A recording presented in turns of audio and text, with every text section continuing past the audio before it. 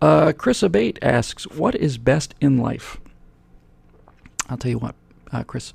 I spent some time up on a lake in Idaho on the 4th of July, and then we walked off the trail, and we were in there's a waterfall back there. I live in Sherman Oaks, California. I don't know how city people. I'm saying this as a city person, or a suburban person, anyway. I don't think that life in the city is fully human. I don't. There's something fundamentally missing, and you know this to be true, because when you get off on a trail and you walk a couple of quarter mile and just off the trail, and there's a waterfall of just fresh flowing water, and you can just sit down and drink it. Probably should boil it first, but you can certainly drink it. And you're surrounded by nothing but trees, and that sound of a waterfall, or being out on a lake, as I was, just on a nice boat out on a lake. I understand these are not something that everybody can afford to do, but they are certainly the kind of things that everybody can afford to do now and then.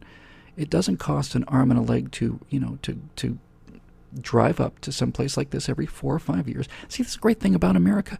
There's not an American who's working a part-time job today, well, a full-time job anyway, who cannot afford every 3 or 4 years to get on an airplane and go to Las Vegas and for 3 days live like a Roman emperor would die for. Electricity and baths, and just the cheapest room in a Las Vegas hotel is luxury, the likes of which the richest and most aristocratic people in the history of the planet have never seen, ever, ever, ever, ever, ever. And that is all within the means of the humblest working person in America. If you have a little bit of discipline, you can save up and have a couple of those vacations in your life. I was out on a lake in Idaho, and then I was off the trail in Idaho. And honestly, Chris, I think that what's best in life is just being with friends and family, and just understanding how miraculous our age is, Novocaine, Chris, honestly, Novocaine, Dilaudid. I had a kidney stone. I was 4 hours. They gave me liquid Tylenol. I laughed. I felt nothing. 2 hours later, they took 2 hours because they keep the narcotics upstairs because of all the drug users. Thanks, guys. 2 hours later, after this kidney stone, by the way, you think is like a nice little round pebble. It's not. It's like a sand burr. It's the most evil thing in the world. And after 2-3 hours of just mumbling and mewling like some, utterly unmanned, just kind of whimpering, simpering thing, they gave me a couple of shots of Demerol in the IV bag. Ha! Nothing. The Demerol, a good hit of Demerol, took this thing that was this glowing light that just filled the room, just pain, 3 hours of pain that was just blinding white light that filled the room, got it down to the point where only the left side of my body was blinding white pain.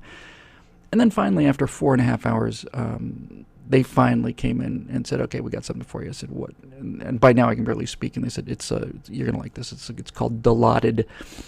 And Dilaudid is a fairly heavy-duty narcotic. And they put that Dilaudid in that IV bag, and about 20 seconds later, I was fine.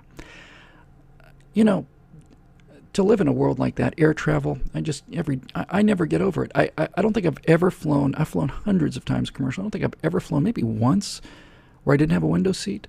And every time that airplane taxis onto the runway, no matter how tired I am, no matter how long I've gone or how much I've been working, every time that airplane taxis into position, and that guy gives the throttles what they got, and all of that power comes up. You come up to full power, and you feel it. You just feel that kind of rumble. I look out the window, and I watch that runway go by faster and faster and faster, and that nose rotates, and you get off the ground, and I'm just thinking, my God, it's a miracle. It's a miracle. Sometimes I'll fall asleep the second after we rotate because I'm just bone tired on the road, but I've never once not looked out the window on the takeoff roll. And good God, what an age to live in. Dentistry and Novocaine and Dilaudid and jet travel. That's what's best in life. And the reason we're miserable is we don't appreciate all this stuff. We just concentrate on all the things we see.